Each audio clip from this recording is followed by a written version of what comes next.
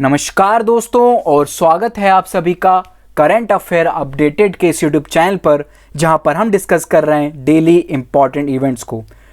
Friends, आज के इस लेक्चर में हम डिस्कस करने वाले हैं 8 अक्टूबर 2020 के इंपॉर्टेंट इवेंट्स को। चलिए शुरुआत करते हैं आज के इस लेक्चर की और सबसे पहले देख लेते हैं कि आज हमें कौन कौन से टॉपिक्स को कवर करना है। पहला आज का हमारा टॉपिक होने वाला है Krishna and Godavari river water dispute से रिलेटेड। फिर हम देखेंगे सेशन ऑन प्रेसिशन एग्रीकल्चर से रिलेटेड एक आर्टिकल, ये बहुत इंपॉर्टेंट होने वाला है। Then will discuss about temporary shelter for migratory birds, जो कि सांभर लेक से रिलेटेड होने वाला है। उसके बाद हम डिस्कस करेंगे नेशनल स्टार्टअप अवार्ड 2020, एक छोटा सा आर्टिकल होगा इसके ऊपर। और उसके बाद हम समझेंगे नोबेल प्राइज फॉर फिजिक्स से रिलेटेड, समझेंगे कि इस बार का जो नोबेल प्राइज है फिजिक्स में वो किन साइंटिस्ट को मिला है और किस डिस्कवरी के लिए मिला है। चलिए स्टार्ट करते हैं और एक एक करके सभी टॉपिक्स को डिस्कस करते हैं। सबसे पहले हम डिस्कस करते हैं Krishna and Godavari river water dispute से रिलेटेड एक आर्टिकल। रिसेंट कंटेस्ट यह है कि एक बॉडी बनाई गई थी सरकार के द्वारा, जिस बॉडी का नाम था Krishna and Godavari river management board. अब बात यह हुई थी उस टाइम पर जब ये बॉडी बनी थी, तो इस बॉडी का कोई भी ज्यूरिडिक्शन नहीं बताएगा कि ये जो बॉडी है वो फैसले किस ज्यूरिडिक्शन तक ले सकती है। तो अब जो है इस जो बॉडी है इसकी अपेक्स काउंसिल जो है, जो कि सारे डिसीजन लेती है, उस बॉडी की एक मीटिंग हुई है और वहां पर सरकार ये डिसाइड करने वाली है कि डिसीजन जो होगा, इसके जो ज्यूरिडिक्शन होने वाला है वो कहां तक होने वाला है। ऑलराइट, थोड़ा सा इस बॉडी के बारे में समझते हैं। सबसे पहले तो ये जो पूरी बॉडी है Godavari river management board and Krishna river management board, इनको स्टैब्लिश किया गया था आंध्र प्रदेश रिऑर्गेनाइजेशन एक्ट यानी कि APRA 2014 के अकॉर्डिंग। ऑलराइट, उसी के अकॉर्डिंग इनको स्टैब्लिश किया गया था और इसकी जो अपेक्स बॉडी है उसे भी यहीं इसी बोर्ड के साथ स्टैब्लिश किया गया था। हम थोड़ा सा इसकी अपेक्स काउंसिल के बारे में समझते हैं। तो देखिए, ये जो इसकी मीटिंग हुई है रिसेंटली, ये इसकी सेकेंड मीटिंग है। पहली मीटिंग जो है इसकी 2016 में हो चुकी है और इस बॉडी को बनाया गया था 2014 में, यानी कि 6 साल हो चुके हैं इस बॉडी को बने, लेकिन अभी तक इसका ज्यूरिडिक्शन को डिसाइड नहीं किया गया है कि इस बॉडी का जो ज्यूरिडिक्शन है वो कहां तक है। ये जो दोनों बोर्ड हैं इनके ज्यूरिडिक्शन के बारे में अभी तक कोई भी डिसीजन नहीं लिया गया है। तो यही जो है वो हाईलाइट होने वाला है इस अपेक्स काउंसिल मीटिंग का कि क्या इसका ज्यूरिडिक्शन होने वाला है, ये तय करने जाने वाली है सरकार। ऑलराइट, फिर और क्या मकसद होने वाला है जो डिस्कशन किया जाएगा इस मीटिंग में, तो वो होने वाला है submission of detail project reports of new project. यानी कि ये जो दोनों बॉडीज होने वाली हैं, कृष्णा रिवर मैनेजमेंट बोर्ड और गोदावरी रिवर मैनेजमेंट बोर्ड, वो दोनों जो बॉडीज हैं वो जो भी प्रोजेक्ट बन रहे हैं इन बॉडी के ऊपर, उनकी एक जो रिपोर्ट है वो सरकार को देने वाली है। काम क्या होने वाला है इन बोर्ड्स का, तो देखिए ये जो दो रिवर्स है कृष्णा एंड गोदावरी, ये ड्रेन करती हैं आपके दो इंपॉर्टेंट स्टेट में, जो कि तेलंगाना एंड आंध्र प्रदेश। इन दोनों ही स्टेट के बीच में कोई डिस्प्यूट अराइज ना हो, इस बात को देखेगी, मैनेज करेगी ये दोनों बॉडीज, दोनों ही रिवर बोर्ड्स। ऑलराइट, इस बात को ध्यान में रखिएगा, बहुत बेसिक सी चीज है। फिर हम थोड़ा सा डिस्कस करते हैं inter state river water dispute से रिलेटेड।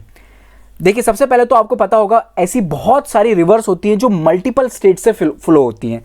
जैसे कि हमारी गंगा है, काफ़ी सारे स्टेट से फ्लो होती है। कमेंट बॉक्स में ये बताइएगा कि गंगा कितने स्टेट से फ्लो होकर जाती है। ऑलराइट, उसका जो ड्रेनेज पैटर्न है, सिर्फ गंगा ही नहीं, उसका जो पूरा ड्रेनेज एरिया है वो कौन से स्टेट में लाई करता है। ड्रेनेज एरिया का मतलब मैं आपको बता देता हूं, गंगा के साथ जो ट्रिब्यूटरीज उसकी जुड़ती हैं वो भी गंगा का ड्रेनेज या फिर उसका एरिया बनाती हैं। इस पॉइंट को आपको ध्यान में रखना है और बताइएगा कि जो गंगा है वो कितने स्टेज में उसका बेसिन जो है, गंगा बेसिन, वो फैला हुआ है, कितने स्टेट में फैला हुआ है। कमेंट बॉक्स में आंसर बताइएगा। ऑलराइट, फिर हम डिस्कस करते हैं, वापस अपने आर्टिकल पर आते हैं, inter state river water dispute के बारे में। देखिए, एक आर्टिकल है आपके कॉन्स्टिट्यूशन में, आर्टिकल 262। इसमें कॉन्स्टिट्यूशन में बताया गया है, प्रोवाइड किया गया है कि सरकार जो है इंटर स्टेट वाटर डिस्प्यूट या फिर इंटर वाटर ट्राइब्यूनल्स को स्टैब्लिश कर सकता है। इन ट्राइब्यूनल्स का काम होने वाला है कि जो जुडिशरी के ऊपर एक्स्ट्रा बर्डन रहेगा वो बर्डन थोड़ा सा कम हो जाएगा। जो रिवर से लेकर डिस्प्यूट्स हैं, जो दो स्टेट के बीच में डिस्प्यूट्स अराइज होते हैं किसी रिवर के कारण, उसके वाटर के डिस्ट्रीब्यूशन से रिलेटेड, वो जो डिस्प्यूट्स हैं उनसे रिलेटेड डिसीजन लेने का काम हो जाएगा inter state water disputes resolution board का या फिर इंटर वाटर डिस्प्यूट ट्राइब्यूनल्स का। ये दोनों बॉडीज जो होंगी वो डायरेक्टली इन केसेस को ले पाएंगी और इनके ऊपर अपना जजमेंट सुना पाएंगी। ऑलराइट, फिर इसी आर्टिकल के तहत, आर्टिकल 262 के तहत पार्लियामेंट को यह भी पावर दी गई है कि वो ये डिसाइड कर सकती है ये जो ट्रिब्यूनल्स होने वाली हैं उनका जो जुरिडिक्शन होगा वो नीदर द सुप्रीम कोर्ट और any other court is to exercise jurisdiction in respect of any such dispute और कंप्लेंट। यानी कि सुप्रीम कोर्ट भी ऐसे किसी डिस्प्यूट के ऊपर कोई डिसीजन नहीं सुना सकती और कोई और कोर्ट भी इसके ऊपर कोई डिसीजन नहीं सुना पाएगी। सिर्फ वाटर स्टेट जो कि ट्रिब्यूनल्स होंगे वही डिसीजन लेंगे। इस बात को याद रखिएगा। फिर क्या हुआ, inter state water dispute act लाया गया जो कि सेंट्रल गवर्नमेंट को to set up an ad hoc tribunals power देता है। सेंट्रल गवर्नमेंट को वो ट्रिब्यूनल्स सेटअप कर सकती हैं जो कि एक स्टेट, एक से ज्यादा स्टेट के बीच में होने वाले डिस्प्यूट को सॉल्व करेंगी, रिजॉल्व करने का काम करेंगी। The decision of the tribunal is final and binding on the party to the dispute. ये पॉइंट याद रखिएगा। स्टेटमेंट में आपसे क्वेश्चन पूछ सकता है एग्जाम में कि जो डिसीजन होने वाला है ट्रिब्यूनल का वो फाइनल होगा या बाइंडिंग होगा, तो ये याद रखिएगा बाइंडिंग होगा और फाइनल होगा। ठीक है, no neither the supreme court और any other court is to have jurisdiction in respect of any water dispute which may be referred to such a tribunal under this act. ये point आपको याद रखना है। इस एक्ट के तहत आप सुप्रीम कोर्ट नहीं जा सकते। ट्रिब्यूनल्स का जो मैटर होगा, जो उनका डिसीजन होगा वो फाइनल होगा। अब हम थोड़ा सा कृष्णा रिवर के बारे में भी देख लेते हैं। कृष्णा रिवर का जो ओरिजिन है वो कहां पर है, महाबलेश्वर से। कृष्णा रिवर जो है वो महाबलेश्वर सतारा से निकलती है जो कि महाराष्ट्र में आता है।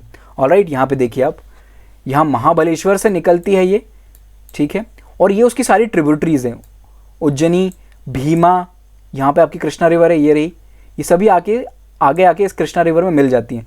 तुंगभद्रा इसकी एक इंपॉर्टेंट ट्रिब्यूटरी है। अब ये याद रखिए तुंगभद्रा जो है उसकी राइट बैंक ट्रिब्यूटरी है। ऑलराइट, फिर यहाँ पे हैदराबाद है, हैदराबाद से एक इंपॉर्टेंट रिवर आती है मूसी। ऑलराइट, वो भी इसकी ट्रिब्यूटरी है। और लास्ट में जाके यहाँ विजयवाड़ा से होते हुए ये आंध्र प्रदेश से ही वे ऑफ बंगाल में ड्रेन कर जाती है। यहाँ पे है आपका आंध्र प्रदेश और यहाँ पर है आपका तेलंगाना। ऑलराइट, यहाँ पे आप इस वाले इंडिया वाले मैप पे देखिए, सबसे पहले इस इंडिया के मैप को कंप्लीट कर लीजिए। ठीक है, यहाँ पर है आपका आंध्र प्रदेश और यहीं उसके ऊपर है तेलंगाना। ठीक है, वापस आ जाइए। अब इसका ड्रेनेज देखिए कहाँ पर होता है, ये 4 स्टेट में इसका ड्रेनेज एरिया फैला हुआ है। महाराष्ट्र में, उसके बाद है फिर नॉर्दर्न कर्नाटका में भी है and rest of the Telangana and Andhra Pradesh में।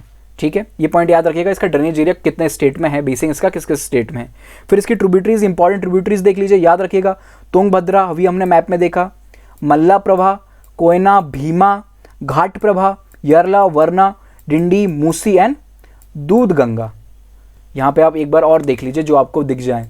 कोयना है, ये कृष्णा रिवर यहाँ पे दिख रही है आपको इंपॉर्टेंट। तुंगभद्रा, यहाँ पर है भद्रा, यहाँ पर है तुंगभद्रा रिवर, श्री सैलाम, और ये यहाँ पर नागार्जुन सागर ये डैम बना हुआ है, इसको याद रखिए। और श्री सैलाम डैम भी यहीं पर बना हुआ है। ठीक है, ये सारे जो हैं वो इंपॉर्टेंट डैम्स बने हुए हैं इसके ऊपर, इनको भी एक बार याद रख लीजिएगा। ठीक है, कौन कौन से हैं। फिर चलते हैं आगे और आप थोड़ा सा देख लेते हैं कृष्णा रिवर के बारे में और कुछ इंपॉर्टेंट बातें। तो ये second largest east flowing river है। फर्स्ट लार्जेस्ट कौन सी है, गंगा। ऑलराइट, और ये जो है Krishna river is the second largest east flowing river of peninsular India. ठीक है, यहां पर पेनिनसुलर इंडिया दिया हुआ है, इस पॉइंट को याद रखिएगा। Peninsular second largest river India की जो है वो आपको बतानी है। ऑलराइट, कृष्णा जो है पेनिनसुलर की सेकंड लार्जेस्ट रिवर है। ठीक है ना, ऑल ओवर इंडिया की नहीं है, पेनिनसुलर इंडिया की है। ऑलराइट, इस पॉइंट को भी याद रखिएगा। सोर्स हम डिस्कस कर चुके हैं, महाबलेश्वर है जो कि सह्याद्री हिल्स में लोकेटेड है महाराष्ट्र में।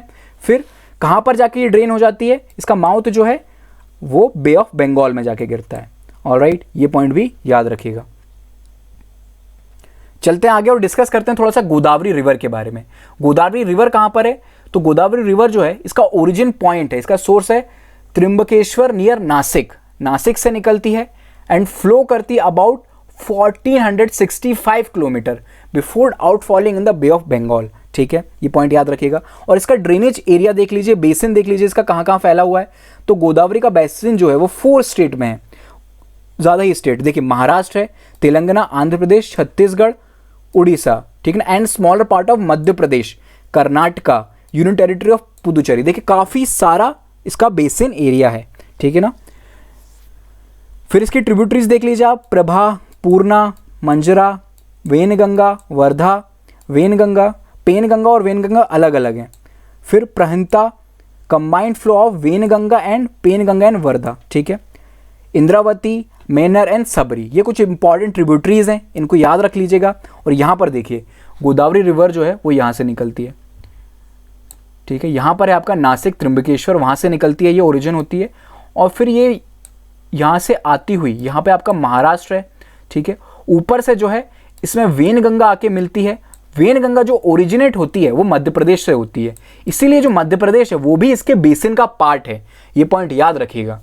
गोदावरी का जो बेसिन है सिर्फ गोदावरी रिवर को ही नहीं, उसकी जो ट्रिब्यूटरीज हैं उनको भी इंक्लूड करता है। उसका जो बेसिन है वो कहाँ पर है, मध्य प्रदेश तक है। तो बेसिन कहाँ से हो गया, मध्य प्रदेश हो गया, छत्तीसगढ़ हो गया, महाराष्ट्र हो गया, आंध्र प्रदेश हो गया, तेलंगाना हो गया, उसके बाद कर्नाटका है और यूनियन टेरिटरी ऑफ पुदुचेरी भी है, उड़ीसा भी है, ठीक है ना। उड़ीसा से भी आके कुछ इसकी ट्रिब्यूटरीज गिरती हैं, इसमें मिलती हैं आके, ठीक है। और फिर लास्ट में जाके इसका जो एंड होता है वो बे ऑफ बंगाल में होता है। अच्छा एक बात और, आपको नॉर्थ टू साउथ रिवर्स को अरेंज करना आना चाहिए, ठीक है। देखिए कृष्णा रिवर जो है वो साउथ में है गोदावरी रिवर के, इस पॉइंट को याद रखिएगा, ठीक है। इसके ऊपर जो है और बाकी की रिवर्स हैं, उन रिवर्स का नाम भी आपको पता होना चाहिए कि सदर्न इंडिया में कौन कौन सी रिवर्स हैं, ऑलराइट। तो एक बार देख लीजिएगा, नज़र मार लीजिएगा मैप पर। चलते हैं आगे और डिस्कस करते हैं हमारा अगला इंपॉर्टेंट आर्टिकल जो कि है सेशंस ऑन प्रेसिशन एग्रीकल्चर से रिलेटेड। देखिए कंटेस्ट ये है, recently Indian council of agriculture research, Indian agriculture research institute जो है उसने एक सेशन ऑर्गेनाइज कराया, किसके ऊपर, प्रिसिशन एग्रीकल्चर के ऊपर। अब ये प्रिसिशन एग्रीकल्चर होता क्या है ये पॉइंट आपको पता होना चाहिए।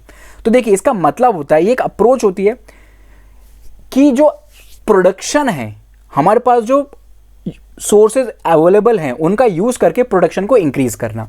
यहां पर हम कौन से रिसोर्सेज की बात कर रहे हैं, तो हम यहां पे बात कर रहे हैं ट्रेडिशनल जो रिसोर्सेज है उनसे अपग्रेड होना है हमें, ठीक है। यानी कि टेक्नोलॉजी का यूज करना है। यहां पे फोकस किया जा रहा है इंफॉर्मेशन एंड कम्युनिकेशन टेक्नोलॉजी के ऊपर। जो फार्मर्स है वो इस प्रकार की टेक्नोलॉजी का यूज करें, नए जो इनोवेशन आ रहे हैं एग्रीकल्चर की फील्ड में उनका यूज करें, इंटरक्रॉपिंग का यूज करें और क्रॉप रोटेशन का यूज करें, ठीक है, जिससे उनका जो प्रोडक्शन है वो इंक्रीज हो और इंक्रीज हो यील्ड में, प्रोडक्शन भी ज़्यादा हो। इस पॉइंट को याद रखिए, ठीक है ना। आपसे डायरेक्ट क्वेश्चन पूछेगा कि प्रिसिशन एग्रीकल्चर जो है वो क्या है, 4 ऑप्शन देगा अलग अलग, वहां पर इसका जो आंसर होगा, करेक्ट आंसर वो यही होगा, is an approach where inputs are utilize in precise amount to get increased average yield. ये पॉइंट आपको याद रखना है। और टेक्नोलॉजी का यूज इसमें एडिशनल है। देखिए क्रॉप रोटेशन जो है वो चल रहा है, ठीक है। इंटरक्रॉपिंग जो है वो भी कई जगह पर प्रैक्टिस की जाती है। जो इंपॉर्टेंट पॉइंट इसमें ऐड किया गया वो information and communication technology, alright. फिर it is based on sustainable agriculture and healthy food production. Sustainable agriculture का यूज करना है और हेल्दी फूड प्रोड्यूस करना है। इसके क्या बेनिफिट होंगे हमें, तो सबसे पहले तो एग्रीकल्चर जो होगा उसकी प्रोडक्टिविटी इंक्रीज होगी। फिर हम सॉइल डिग्रेडेशन को भी बचा पाएंगे, प्रिवेंट कर पाएंगे। आपको पता होगा कि सॉइल डिग्रेड किस प्रकार से होता है। कंटिन्यूस एग्रीकल्चर के कारण किसान क्या करते हैं, अपनी खेतों में पानी को एकदम भर कर रखते हैं, लॉक करके रखते हैं, जिसके कारण डिग्रेडेशन ऑफ लैंड देखने को मिल जाता है। फिर बहुत सारे फर्टिलाइजर्स इन सब का भी यूज किया जाता है, इसके कारण भी सॉइल डिग्रेडेशन होता है। फिर reduce chemical application crop production, chemicals का कम यूज हो, वाटर का एफिशिएंट यूज हो, मॉडर्न फार्म प्रैक्टिसेस हैं उनका भी यूज किया जाए, और change the socio economic status of farmer. ये इंपॉर्टेंट है, फार्मर्स की जो है हमें बढ़ानी है इनकम। देखिए इस साल भी जो है काफ़ी सारे क्वेश्चन पूछे गए एग्रीकल्चर से, तो ये पॉइंट्स को याद रखिएगा कि प्रेसिजन एग्रीकल्चर क्या होता है, इसके क्या बेनिफिट्स हैं, क्या किन चीज़ों को टारगेट करता है। अगर इतना पता होगा आपको तो आंसर्स आपको बन जाएंगे, ठीक है। चलिए आगे चलते हैं। फिर एक और पॉइंट यहाँ से आप याद रखिएगा जिसे हम कह रहे हैं फिनोटाइपिंग क्या होता है, ठीक है। फिनोटाइपिंग का क्या मतलब होता है, देखिए ये एक प्रोसेस होती है जिसमें डिटरमाइनिंग, एनालाइजिंग और प्रिडिक्टिंग ऑल और पार्ट ऑफ एन ऑर्गेनिज्म, यानी कि जो ऑर्गेनिजम्स हैं उनकी फिजिकल प्रॉपर्टीज को ऑब्जर्व करना, इसी को कहा जाता है फिनोटाइपिंग। इस बात को भी याद रखिएगा, ठीक है। चलते हैं आगे और अब डिस्कस करते हैं हमारा अगला इंपॉर्टेंट आर्टिकल जो कि रिलेटेड है सांभर लेक से। कंटेस्ट ये है कि राजस्थान की गवर्नमेंट ने डिसाइड किया है कि वो एक टेम्पररी शेल्टर बिल्ड करेगी किन के लिए, जो माइग्रेटरी बर्ड्स होती हैं। माइग्रेटरी बर्ड्स वो होती हैं जो एक जगह से दूसरी जगह पर ट्रेवल करती हैं, ठीक है, मूव करती हैं। तो बहुत सारी ऐसी माइग्रेटरी बर्ड्स हैं जो सांभर लेक में आके विजिट करती हैं और यहां पर आके स्टॉप लेती हैं, ठीक है। तो यहां पर जो है टेम्पररी शेल्टर्स बनाए जाएंगे जो सीजन होता है माइग्रेटरी बर्ड्स का सांभर लेक पहुंचने का उससे पहले ही, ठीक है।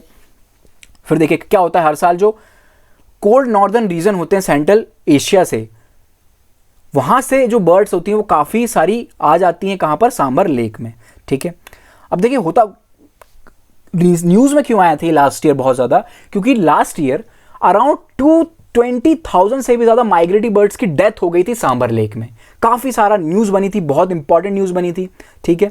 और जो रीज़न था डेथ का बर्ड्स की वो था एवियन ब्यूटिलिज्म नाम का एक बैक्टीरिया, ठीक है। ये बैक्टीरिया क्या होता है इसके बारे में भी हम आगे की स्लाइड में देखेंगे। अभी बस इतना याद रखिए कि इसके कारण जो है वो डेथ हुई थी माइग्रेटरी बर्ड्स की, ठीक है। तो क्या हुआ फिर, इससे जो वहाँ की हाईकोर्ट थी वो कंसर्न हुई और उन्होंने सुमोटो लिया। सुमोटो यानी कि खुद से ही केस ले लिया। हाईकोर्ट ने खुद से केस लिया और केस में उन्होंने ये बोला कि स्टेट गवर्नमेंट जो है उन्हें इफेक्टिव मेजर्स लेने पड़ेंगे ताकि इस प्रकार की घटना को रोका जा सके, और प्लस सेंट्रल गवर्नमेंट का सपोर्ट भी उन्हें लेना होगा। सेंट्रल गवर्नमेंट को भी फंड वगैरह प्रोवाइड करने पड़ेंगे ताकि safety and security of birds ensure की जा सके। ये पॉइंट याद रखिएगा। अब देखिए एक और पॉइंट यहां पर राजस्थान की सरकार ने बोला, क्या राजस्थान की सरकार, माफ कीजिएगा, हाईकोर्ट ने, उन्होंने बोला कि जो इलीगल माइनिंग्स होती हैं उन्हें भी आपको कंट्रोल करके रखना है, इलीगल माइनिंग्स को नहीं होने देना है, ठीक है। क्योंकि ये जो बैक्टीरिया इसका डायरेक्ट रिलेशन है इलीगल माइनिंग से। अब वो क्या है हम समझते हैं, ठीक है। पहले थोड़ा सा सांभर लेक के बारे में जान लीजिए। देखिए सांभर लेक जो है वो इंडिया की largest inland saline water body है। ये पॉइंट जो है वो मैक्सिमम स्टूडेंट को पता होता है। कहाँ पर लोकेटेड है ये, तो ये जयपुर इन राजस्थान वहाँ पर लोकेटेड है, ठीक है। ये जो है चारों तरफ से अरावली, जो आपकी अरावली हिल्स हैं उनसे घिरा हुआ है और राजस्थान का जो मैक्सिमम सॉल्ट प्रोडक्शन होता है वो इसी लेक से होता है। सांभर लेक इंपॉर्टेंट इसलिए भी है क्योंकि it is one of the important site under Ramsar convention. Alright, ये पॉइंट याद रखिएगा, ठीक है। अब मुझे एक बात बताइए, क्वेश्चन मैं आपसे पूछता हूं, सांभर लेक जो है वो नेचुरल लेक है या आर्टिफिशियल लेक है, ठीक है। इस पॉइंट का आंसर आप मुझे कमेंट बॉक्स में बताइएगा, ठीक है। क्वेश्चन पूछता ही, मैं आपको ऐसे ही होमवर्क नहीं दे रहा हूं, इस प्रकार के क्वेश्चन लास्ट ईयर पूछे गए, ठीक है। तो एक प्रैक्टिस हो जाएगी आपकी। बताइएगा कि सांभर लेक जो है वो नेचुरल लेक है या फिर मैन मेड लेक है। ऑलराइट, फिर आगे चलते हैं और अब डिस्कस करते हैं एवियन ब्यूटिलिज्म के बारे में। देखिए ये एक न्यूरो मस्कुलर इलनेस होती है जो कि कॉज की जाती है, एक बैक्टीरिया होता है आपका ब्यूटोलिनम, इसके द्वारा ये इलनेस कॉज होती है। इसमें होता क्या है, जो आपकी बर्ड्स होती हैं वो पैरालिसिस हो जाती है, उनको पैरालिसिस हो जाता है, उनकी जो लेग्स होते हैं और जो विंग्स होते हैं वो कोलैप्स कर जाते हैं, वो उनका यूज़ नहीं कर पाती हैं, जिसके कारण उनकी डेथ हो जाती है, ठीक है। अब ये जो बैक्टीरिया होता है वो कहाँ पर पाया जाता है, तो ये देखिए सॉइल में भी मिलता है, रिवर्स में भी मिलता है और सी वाटर्स में भी ये देखने को मिलता है, और ये दोनों को इफेक्ट करता है। ये ह्यूमंस पर भी इफेक्ट डालता है और एनिमल्स पर भी इफेक्ट डालता है।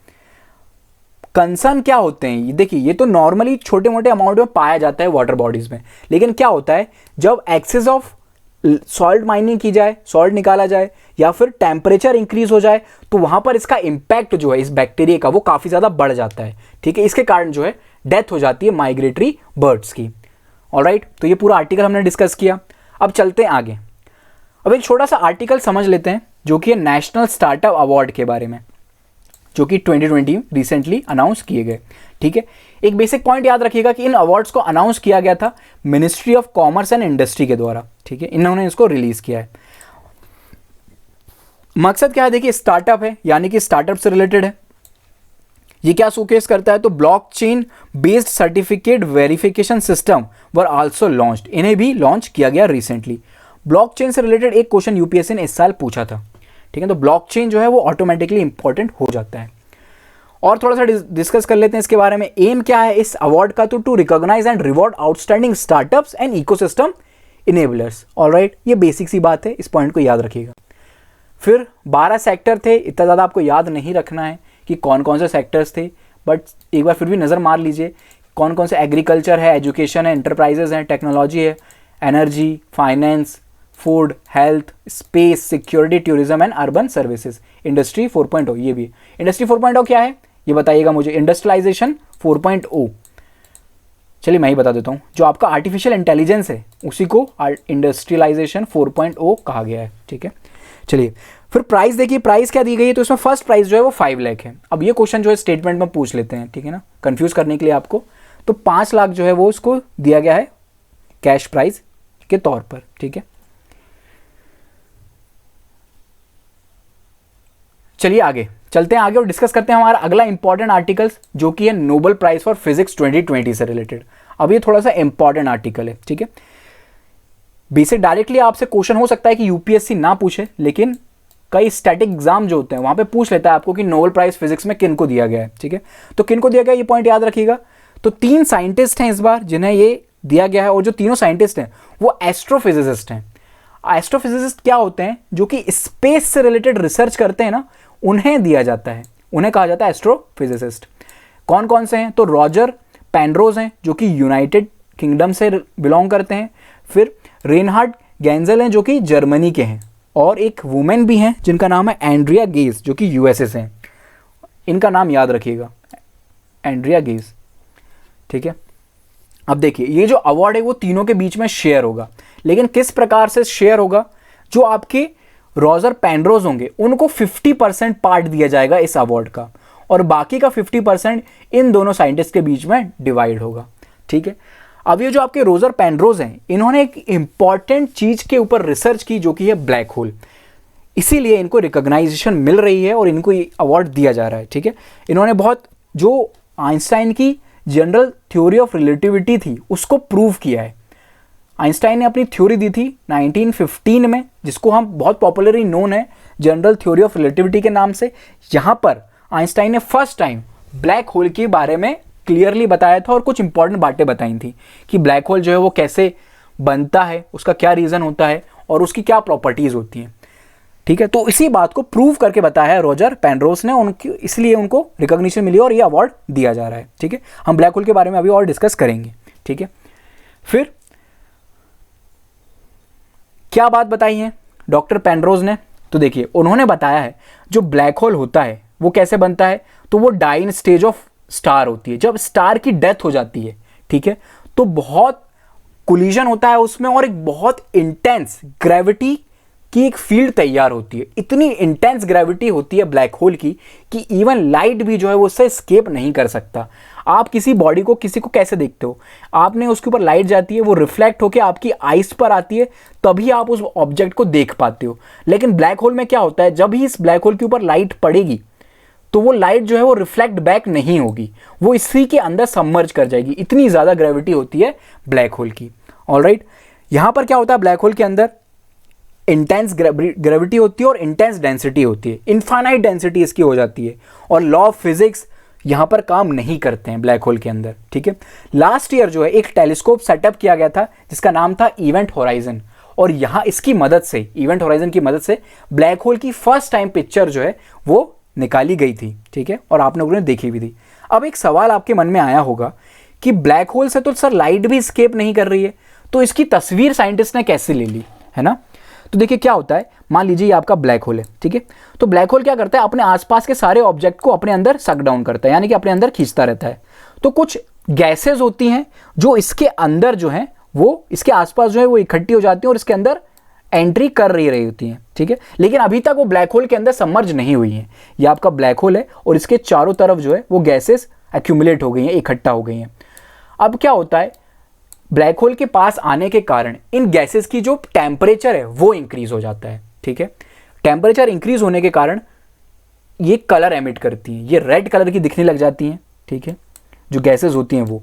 तो जो तस्वीर ली गई है वो इन्हीं जो गैसेस हैं उसकी ली गई है, बीच में आपको डार्क देखने को मिल जाएगा, ठीक है। तो इस प्रकार से इसकी तस्वीर ली गई है, इतना बेसिक याद रखिएगा, ठीक है। अब गेंजल एंड गेज जो हैं उन्हें सेकेंड हाफ उसका प्राइज मिला है, दोनों साइंटिस्ट को। इनको अवार्ड दिया गया है discovery of super massive black hole, ठीक है, जिसे सैजिटेरियस ए के नाम से दिया जाता है। ये जो ब्लैक होल है ये कहाँ पर सिचुएटेड है, तो ये अपनी ही गैलेक्सी मिल्की वे गैलेक्सी में सिचुएटेड है। इस पॉइंट को आपको याद रखना है, ठीक है।